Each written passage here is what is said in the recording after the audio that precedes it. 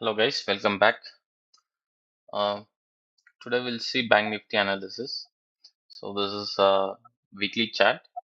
So just we will mark the support and resistance right now.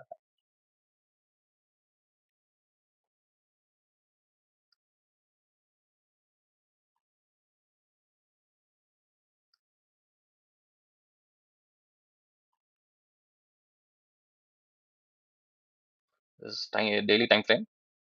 So just we are marking support and resistance zone. So previous we forecasted in this area about to fall, and it has given a fall. So now it's in a strong support area, support zone. So it's bouncing in this area. So we'll go to small time frame.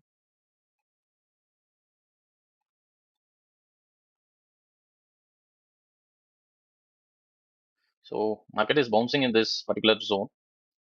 So this price has to be broken to go upside, and further for down move, this price has to break.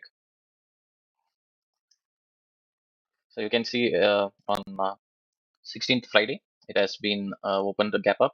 Then again, a strong rejection happened. So again, from this support area, it bounced back. Again, it's trading in a rejection zone. So we'll see further. It has to give a gap up and have to break this price 51,000, or else we can expect a downfall. And if we see in weekly time frame, we can see a strong doji candle. It's a rejection from downside. So from here we can expect a bounce back due to a strong support in a weekly time frame. We'll go to smaller time frame. Yes, exactly. This zone has to break so that we can expect a up move, or else it has to break downside. There is no clear upside or downside momentum right now. It's bouncing in the same zone. We'll see Nifty 50. We'll see Nifty 50. This is weekly time frame chart. Just will draw the support and resistance zones.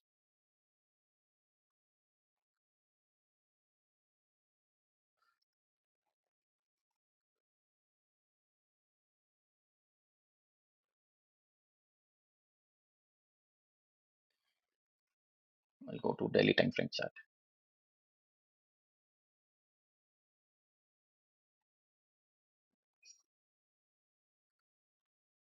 So this gap down, I think Nifty is trying to fill this gap down. So you can see from on 2nd August, it has given a big downfall of 24,000 from price of 24,700. So it's trying to now fill this gap. So this bottom will be a support zone. So this gap has to cover.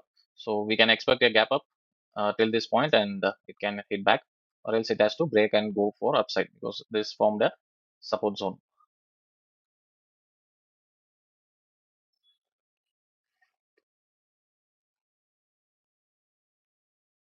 We'll go to lower time frame.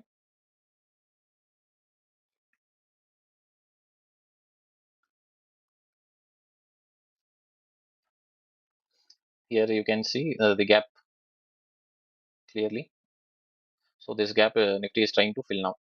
So it has to reach this level and it has to bounce back, or else if it breaks with this support zone or resistance zone with a strong candle, we can expect a rally, or else it will touch this zone and bounce back from here.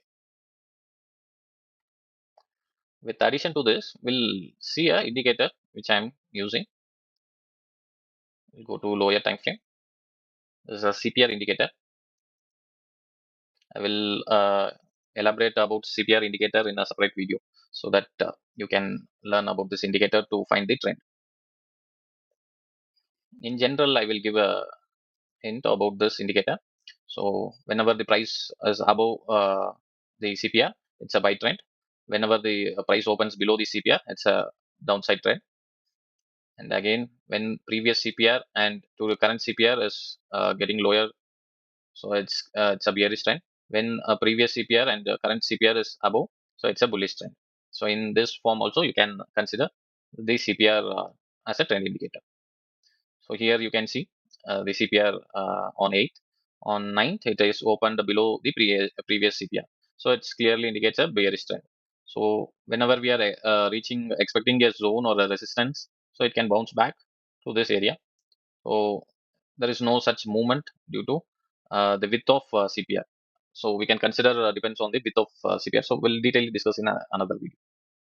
So here on 16th, you can clearly see the CPR level. It's very narrow. So it opened above the CPR level price. Then it gave a bounce back. Then after hitting the EMI, it turned into bullish zone. We'll see Bank Nifty in a lower time frame. So here you can see CPR. So CPR, whenever the CPR width is very high, so the day volatility will be very less. Whenever the CPR is narrow, the volatility will be higher. It won't be like we can't expect on all narrow days, but if you take 10 CPR 10 narrow CPR days, in that at least 6 to 7 CPR days, narrow CPR days will be in a high volatility range. So price in Bank Nifty 2, price opened above the CPR level, then it gave a bounce back and it touched the CPR, then it gave a bounce back. So this is how in a shorter time frame we can take the confirmation. Okay guys, we'll see you in another video.